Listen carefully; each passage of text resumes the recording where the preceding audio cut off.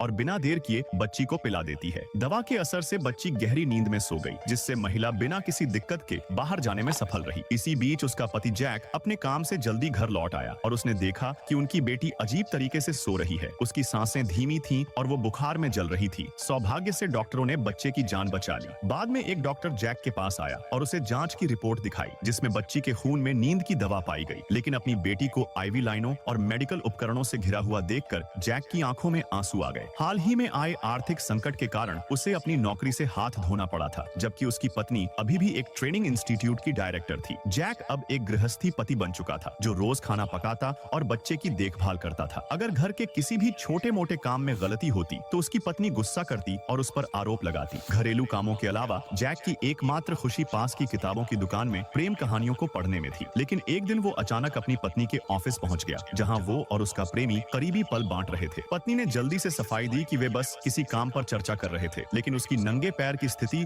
और सहायक की घबराहट ने जैक के मन में संदेह पैदा कर दिया। घर लौटते समय उसकी पत्नी ने अचानक कहा कि उसे एक ग्राहक से मिलने जाना है और जैक को रात का खाना तैयार करने के लिए कहा, लेकिन वास्तव में वह सीधे अपने प्रेमी के घर चली गई। अगले दिन जैक ने अपनी पत्नी की चाबी के गुच्छे में एक अनजान चाबी देखी। जैक को शक हुआ कि जरूर ये उसी आदमी की चाबी है जिसे उसने अपनी पत्नी के साथ देखा था, और जब उसने उस पते पर जाकर चाबी ताले में डाली तो दरवाजा खुल गया। अंदर जाकर उसे बेड साइड टेबल पर अपनी पत्नी और उसके प्रेमी की अतरंगी तस्वीरें मिली। इससे भी ज्यादा परेशान करने वाली बात ये थी कि उसे अपनी बेटी के जन्म के समय की भी कुछ तस्वीरें मिली, जिससे उसे शक होने लगा कि क्या बच्ची वास्तव में उसकी अपनी संतान नहीं है। इस खोज के बाद जैक पूरी तरह बदल गया। उसने रोमांस उपन्यास छोड़कर जासूसी किताबें पढ़नी शुरू कर दी। कुछ दिनों बाद महिला फिर से अपने प्रेमी के घर गई और वहां बच्चों के लिए नए सामान देखकर नाराज हो गई। जब उसने अपने प्रेमी से इसका कारण पूछा तो उसने